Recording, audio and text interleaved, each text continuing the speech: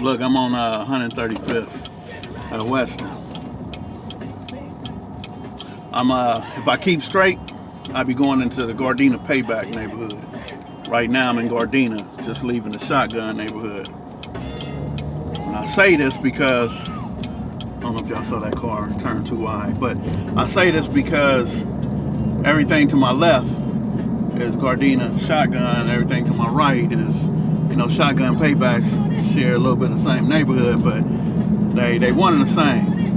Ain't nobody tripping on each other. They might argue and fight, but they still guard. That's how that go. I say that because as I pass 132nd Street, all this is Gardena Police Department investigates stuff that goes on. They pay attention to who's getting shot, who shot at who. And pretty much Gardena always been a little quieter than LA, quieter than the rest of parts of town, because it's I can't lie, it's a better part of town.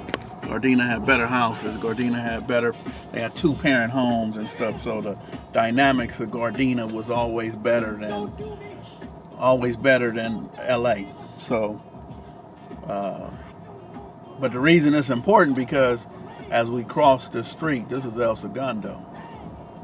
And like I say, the Gardena Shotguns, Gardena Paybacks get along with each other.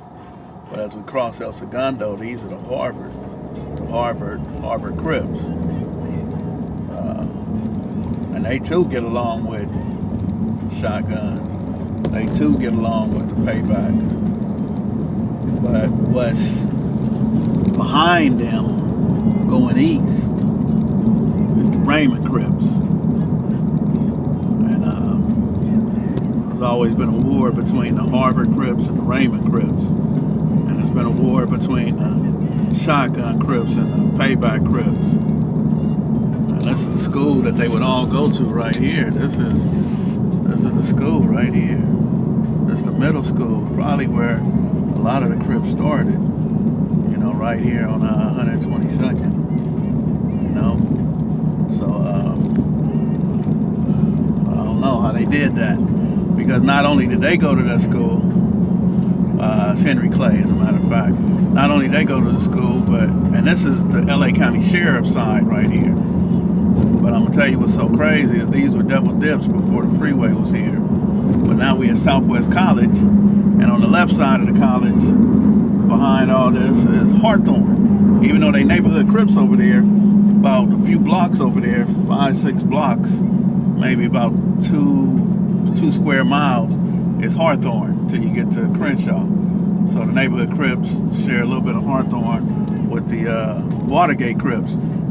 So the Hawthorne police, Gardena police, and the sheriff department, and they ain't talking to each other. So they don't know who's who and all that for years. So this is the neighborhood Crips right here.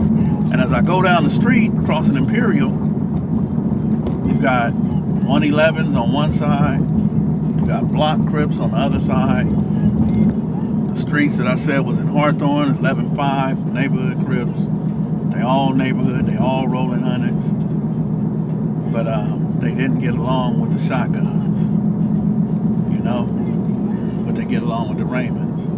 I say that to say there's 3 different police divisions, and now one side of the street is LAPD, and the other side of the street is LA County Sheriff. So you got to figure, man, they couldn't know who is who. They didn't know what is what. They didn't know about all the shootings. They don't know who got caught with guns. It's like, man, it's like too much. The people on the street know better, but the people, who was supposed to stop the crime, they don't know no better. And I ain't bashing LAPD or LA County Sheriff, Gardena, Hawthorne Police. This is the street right here where Cornell Snell got killed, running from the police. I don't care what y'all say, he was running. A lot of other homicides that happen around here as well. But now we're talking about the hard time hustlers on the left and the underground Crips on the right. And once again, they all part of the rolling hundreds. When they show up 1,000 deep, you don't know who's who. They just know the hundreds is there, and they thick and they deep. So it's a couple days after New Year's. I'm hoping that all the bullshit subside. Hoping that there'll be no more shootings and killings. This is, well over 50 years now, and I'm just showing you how close they are together. I don't think I drove maybe 2 miles, if that, might be 3, but I doubt it. And now we're coming up on Century and Western, and we come up on Century and Western. We done started getting into the 9-0s. So the thing about that is they all neighborhood Crips. Yeah, the rolling hundreds, everything I said in the hundreds, they neighborhoods, and so is the 9-0s. So they roll together when they roll out. They go through the same problems. They go through the same issues.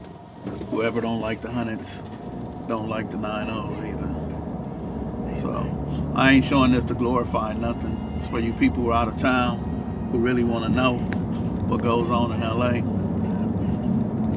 I'll show you Jesse Owens Park right there. I'm showing you that because I want the stuff to stop, not because I want it to keep going. I want to be able to say one day that shit is over with, that everybody getting along. I ain't gonna say holding hands, walking to school together, but at least not killing each other. If there's an argument, it's an argument. If it's a fight, it's a fight. I just want y'all to see this is the 9-0s. And I'm gonna stop when we get to the A-Trey Gangster neighborhood because they really close, straight down Western. We're about to stop at the light on 92nd.